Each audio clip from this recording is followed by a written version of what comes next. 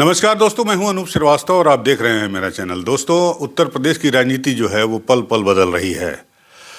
चौधरी चरण सिंह को भारत रत्न देने के बाद इस खबर पे मुहर लग गई है कि जयंत चौधरी यानी आरएलडी, राष्ट्रीय लोकदल और भाजपा का गठबंधन लगभग तय है।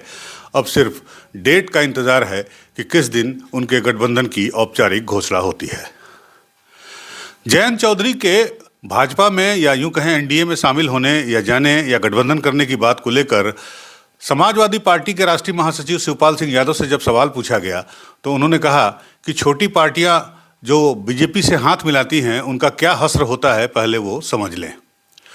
तो जो छोटी पार्टियां उत्तर प्रदेश की हैं, उन छोटी पार्टियों का बीजेपी से मिलना उनके लिए फ़ायदेमंद सौदा है या घाटे का सौदा है, इसे जानने के लिए हम आए हैं बाबू सिंह कुशवाहा के पास, जो कि पूर्व में मंत्री रह चुके हैं उत्तर प्रदेश सरकार में, मायावती की सरकार में, और साथ ही साथ इस वक्त राष्ट्रीय जन अधिकार पार्टी के राष्ट्रीय अध्यक्ष हैं और बड़ी कुशलता से अपनी पार्टी का संगठन चला रहे हैं। बाबू सिंह जी, बहुत बहुत स्वागत है आपका। बहुत बहुत।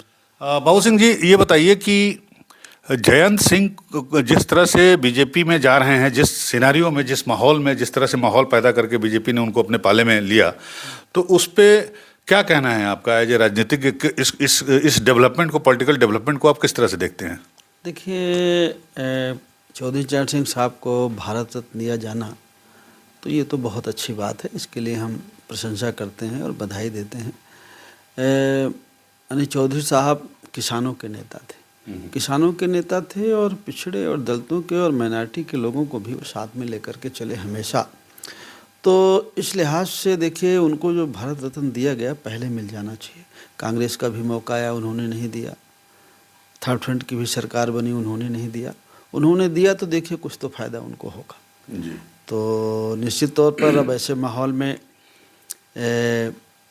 उनके नाती हैं, पोते हैं जयंत साहब, तो उनके बारे में चर्चा है, लेकिन अब जब सामने निकल करके पूरी बात आए तो कहना उचित रहेगा और मेरी समझ से उसी समय कहना इसमें जी। जयंत चौधरी ने कहा कि दिल जीत लिया, तो ये वही जयंत चौधरी हैं जिनका एक साल पहले बयान आया था कि मैं चवन्नी नहीं हूँ जो पलट जाऊँ। देखिए, राजनीति में जो इस समय का माहौल है, तो अब किसके बारे में क्या कहा जाए। देखिए, बिहार के घटनाक्रम ले लीजिए और बहुत घटनाक्रम ले लीजिए, तो इन सब चीज़ों में क्या कहें कि कौन कब चेंजेज होंगे, क्या बदलाव होंगे, ये कुछ नहीं कहा जा सकता है। लेकिन ये सराहनीय काम है और जिस तरह से उन्होंने कहा कि दिल जीत लिया और जिस तरह से खबरें आ रही हैं, तो उस हिसाब से तो उनका अपना मन है जी। उनका अपना मन है, तो ये मन बदलाव के पीछे कहीं ऐसा तो नहीं कि मतलब समाजवादी पार्टी के साथ उनका मतलब ऑलमोस्ट गठबंधन फाइनल हो चुका था, 7 सीटें समाजवादी पार्टी के राष्ट्रीय अध्यक्ष अखिलेश यादव ने उनको ऑफर भी कर दिया था, बावजूद इसके उनका मन सिर्फ इसलिए बदल गया कि जो है उनके दादाजी को ये भारत रत्न से सम्मानित किया गया, नवाजा गया?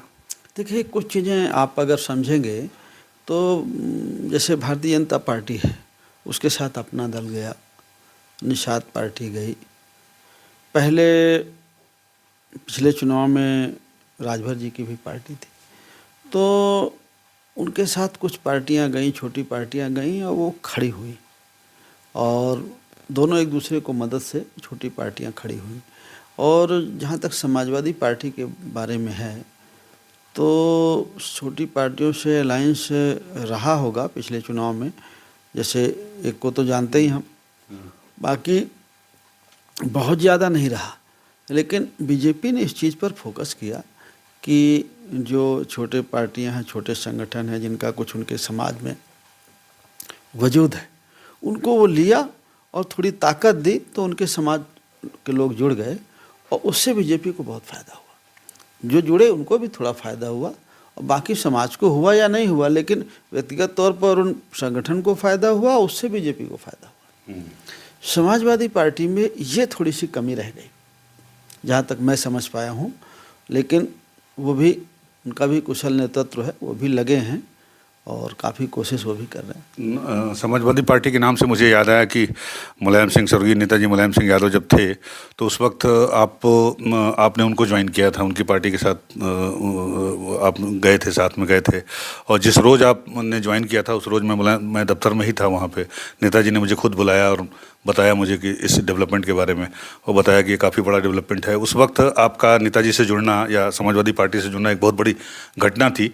लेकिन बाद में क्या ऐसा हुआ, क्या आपको ऐसा लगा, किस वजह से आपने जो है साथ छोड़ दिया? नहीं नहीं, हमारी वाइफ लड़ी थी, हमारी वाइफ ज्वाइन की थी। हमारी वाइफ चुनाव लड़ी थी लोकसभा का गाजीपुर से, और गाजीपुर से चुनाव थोड़ी वोटों से हार गई थी।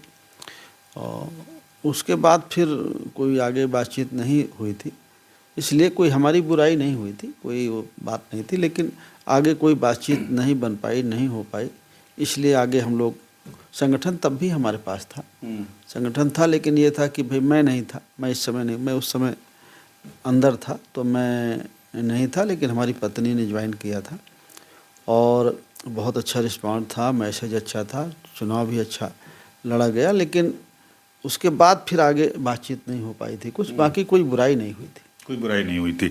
तो शिवपाल जी का एक ताज़ा बयान आया है इस नए डेवलपमेंट पे, पॉलिटिकल डेवलपमेंट पे, कि जयंत चौधरी के बारे में जब उनसे पूछा गया तो उन्होंने कहा कि ठीक है वो गए हैं, लेकिन किसानों की राजनीति वो उस तरह से नहीं कर पाएंगे जिस तरह से उनके दादाजी ने, चौधरी चरण सिंह ने किया। और दूसरी बात उन्होंने कही कि बीजेपी के साथ एक जो छोटी पार्टी मिलती है उसका हश्र क्या होता है वो उसको देख लें। तो आप भी एक छोटी पार्टी है उत्तर प्रदेश के और आपका संगठन भी ठीक ठाक है। तो शिवपाल जी के इस बयान पर आपका क्या रिएक्शन है? देखिए, अब शिवपाल जी का बयान है, ये आप बता रहे हैं, मैंने नहीं सुना इसको। अब मैं खुद नहीं सुना तो मैं उस बारे में कुछ कह नहीं सकता। हाँ, लेकिन जो भी है जैन साहब का अपना फैसला है। हम लोग, हमारी पार्टी, हमारा संगठन छोटा है, हम अपना काम कर रहे हैं और हम लोग, कोशिश है कि हम लोग बेहतर रिजल्ट दें, और हम लोग भी हैं कि भाई कहीं कोई बात बनेगी तो करेंगे उसको। नहीं तो ये क्या इस बात में दम है, या क्या इस कहने में, मान लीजिए शिवपाल जी ने कहा, या एक जनरल परसेप्शन है कि बीजेपी के साथ जो पार्टी जुड़ती है, खासकर अगर छोटी पार्टी है, तो वो समाप्ति की ओर हो जाती है, या उस पार्टी का भविष्य खत्म हो जाता है, वो डिपेंडेंट हो जाती है? नहीं, आप ये मुझसे प्रतिक्रिया, जब मैंने सुना नहीं तो मैं प्रतिक्रिया कैसे दे सकता हूँ? मैंने इसको सुना नहीं है, और ये उनका अपना विचार है, और उन्होंने क्या कहा है अभी मैंने देखा नहीं है, ये जानकारी नहीं है इसका। और कहा होगा उन्होंने तो अपना समझ के कहा होगा जी।